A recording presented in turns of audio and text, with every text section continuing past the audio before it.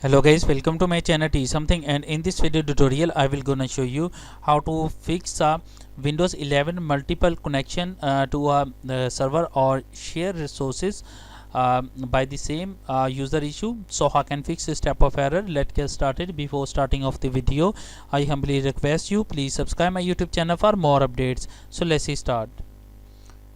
Okay guys, in the search box type a cmd and open a command prompt. Right click, run as administrator.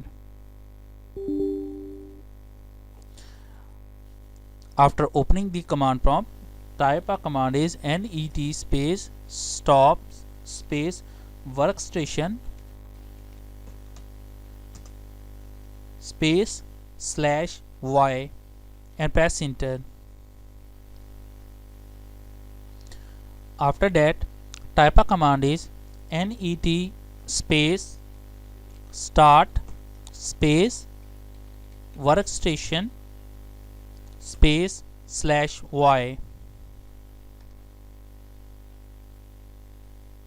After that, type a exit and exit the command prompt, and after that restart your computer, and I'm sure that after restarting your computer your problem is fixed.